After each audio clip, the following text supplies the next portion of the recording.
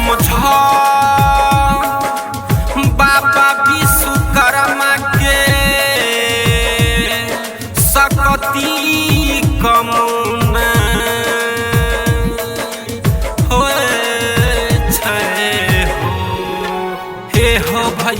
हे हो भैया सुन लहो, हे हो भैया सुन लहो,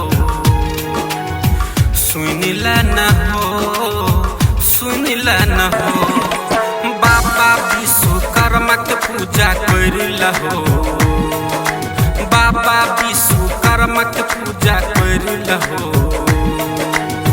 छू के चरण हो भैया ध के चरण हो, बाबा विश्वकर्मा के पूजा कर लहो।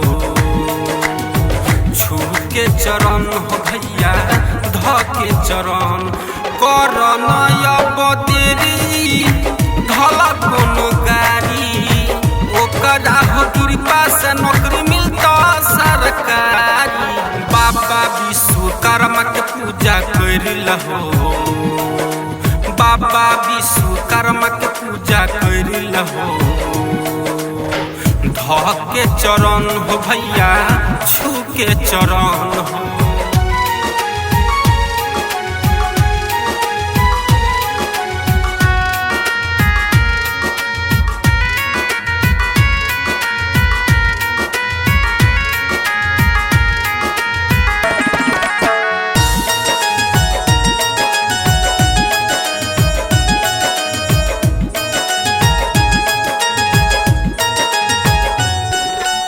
ऊपर में उड़ै छै भैया प्लेन हो, बाबा के कृपा से चल बस ट्रेन हो। ऊपर में उड़ै छै भैया प्लेन हो, बाबा के कृपा से चल बस ट्रेन हो।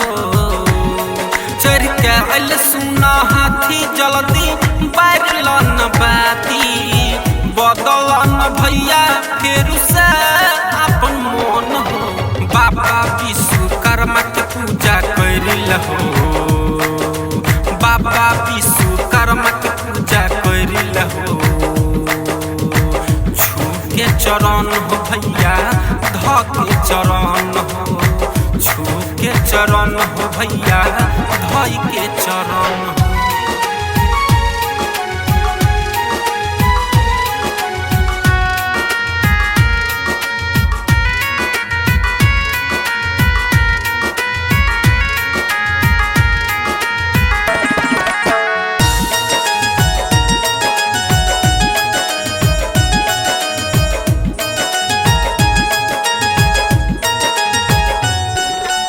घर बैठे मूर्ति करल पूजा हो, बाबुल बेदर्दी कहे देव ना दूजा हो। घर बैठे मूर्ति करल पूजा हो, बाबुल बेदर्दी कहे देव ना दूजा हो। राजू चढ़ै तो सुना फल अगरबत्ती, रही और पंकज के फेरू दन मोती। बाबा विश्वकर्मा के पूजा कर लहो, बाबा विश्वकर्मा के पूजा कर लहो।